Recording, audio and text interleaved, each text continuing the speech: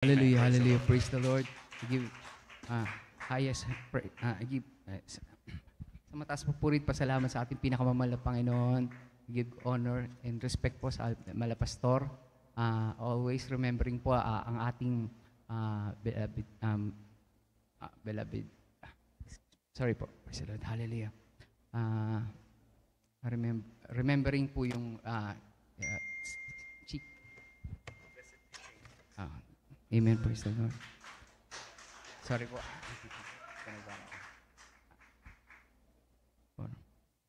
And always remembering po yung teaching po ng beloved assistant pastor po. Hallelujah, praise the Lord. Greetings po sa mga kapatiran, mga minamahal, always, at ang mga beloved children po. Hallelujah, praise the Lord. Amen. Hallelujah. Pasalamat po sa lahat ng binigay na amin. Amen. Praise the Lord. Sorry po. Hallelujah. Last 2020 po, April 1, ano pa yun? Yung time na yun po, na-stroke po ako, mga minamahal. Kaya medyo nakikita mo, nahihirapan ako magsalita, ma-express na maayos. Pero sa unang panalangin ng Malapanginoon, unang panalangin ng Malapastor, mga beloved children, mga prayer po ng beloved children, mga kapatiran, mga naka-recover kahit pa paano, naka-recover po ako in Jesus' name. Hallelujah, praise the Lord. Mga minamahal, grabe po ang nangyari sa yun. Lumaki po ako, mga minamahal, lumaki talaga. Sobrang, yung weight ko, malaki talaga. Nag-86 po ako eh. Ito, yung weight ko ngayon, nasa 60, 67 lang po eh. So, kasama po ito yung mga trabaho po, yung mga stress po, yan. So, nung April 1 na po, ang naramdaman ko po eh, nahihilo ako. Tapos, hindi ko alam na mataas yung stroke ko, mataas yung BP ko, mga minamahal. Tapos, yan, dinala po ako sa hospital, tapos nakita nila na, yun nga po, mataas po yung BP ko, tapos na CT scan ko, tapos na-diagnose na ano po yan, exactong word. Sandali po exactong word lang po. Sorry. Amen, praise the Lord. Hemorrhagic stroke po yung nangyari. Ibig sabihin po, yung blood ko po, sumabog po. Yung mga stroke po, yung naiipit lang po yung vein, yung brain mismo. Pero sa akin po, sumabog. As in, nagbi-bleed lahat sa loob yung ano. So, yung time na yon, wala akong masakit ang ulo ko. Tapos, di nga po, pero sa unang panalangin ng Malapastor, mga minamahal, grabe po. Hallelujah, praise the Lord. Himala po mga minamahal. Sabi nga ng mga doktor, dapat i-operate na ako.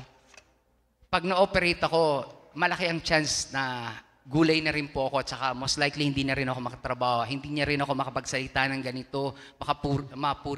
Hindi ako makapagpuri ng maayos sa Malapanginoon. Pero sa unang panalangin ng Malapastor, hallelujah, praise the Lord. Ito po, nandito po ako, mga minamahal. Nakatayo po ako.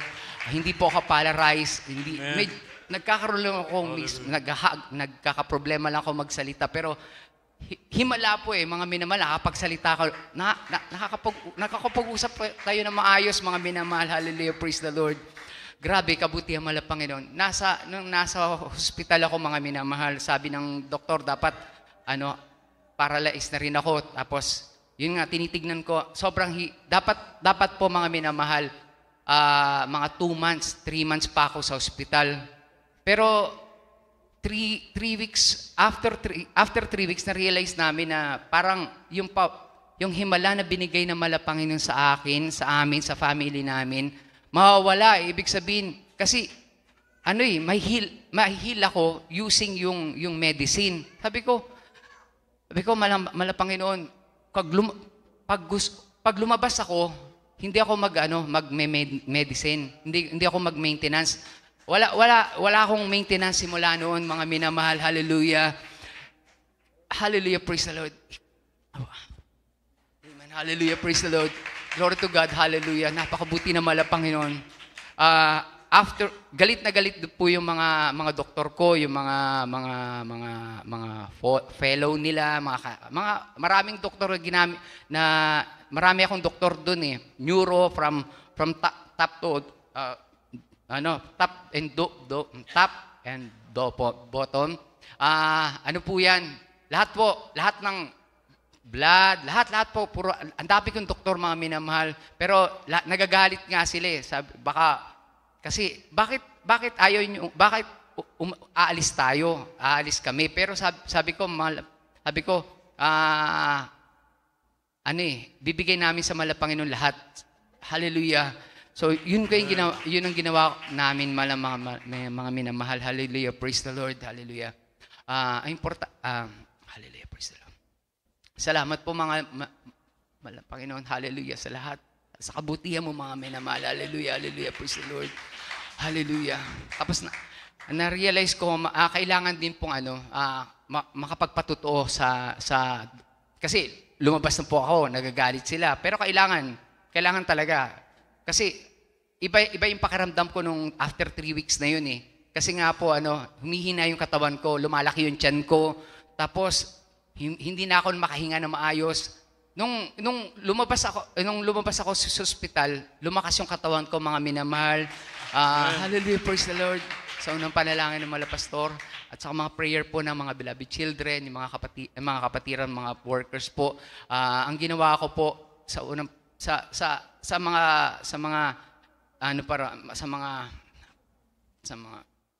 Amen, praise the Lord. Amen. Hallelujah, praise the Lord. Amen. Bali, mga minamahal, after nun, nag-fasting po ako, minamahal. Nag-fasting and prayer po. Parati ako nasa church madalas. Kasi sa Marilao po, malapit yung bahay namin. Mga ilang meters lang nandun na eh. Nasa venue na kami. So, madalas nasa fasting kami parati. So, nakarecover ako mga minamahal. Yung katawan ko, lumakas ang katawan ko.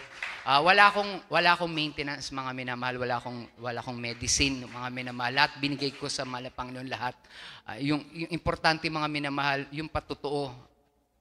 Tapos ang ginawa, bumalik kami sa doktor. Kinausap ko yung neuro. Nagpa-test ako ng fully ko. Yung neuro, yung brain ko mo, tinignan ko may aneurysm pa. Sa unang panalangin, mala pastor, wala na pong aneurysm, mga minamahal. Tapos after, may trabaho po ako, mga minamahal. Yung career, yung professional, ang trabaho ko po, magiging programmer po ako at nagiging cloud engineer din po ako. Nag-design ako ng mga infra para sa network, sa internet po, may mga system.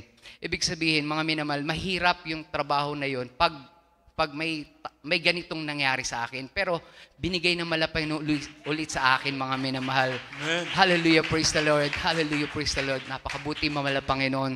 Ang himala po sa amin, mga minamahal, yung pinakang gustong okay lang po yung nangyari sa akin, pero yung binigay ng Panginoon sa atin, na-save po ang aking ang buong father at sa mother ko po, mga minamahal. Yung pinakagustong gusto ko, pasalamat sa mahal na Panginoon. Hallelujah, praise the Lord. Nakapakabuti ng mahal na Panginoon. Ngayon, mahal na Panginoon, ang parents ko po, may faith na po sila ng sumasamba. Medyo nasa bahay lang sila, nagwe-webcast. Pero yun nga po, nagka-faith po sila which is yun yung pinagpe-pray ko since na-save po ako noong 1993. Pinipray ko na ang family ko ma-save fully, mga minamahal. Pero napakabuti, mahal na Panginoon. Hallelujah, praise the Lord. Hallelujah, Amen. Hallelujah, praise the Lord. Hallelujah. Ang dami-daming himala, pagpapala sa amin, mga minamahal. Yung chance na nandito kami para magpatotoo, mga minamahal. From Philippines, magpapatotoo po kami para sa kabutihan ng mahal na Panginoon. Napakabut. Hallelujah, praise the Lord. Worship you, Lord. Hallelujah. Salamat po, mahal na Panginoon. Hallelujah. Ang dami-dami na. Hallelujah, praise the Lord. Amen, praise the Lord. Napakabuti mo, mahal na Panginoon. Hallelujah. Isang mataas na papurit pasalamat sa ating pinakamamahal na Panginoon.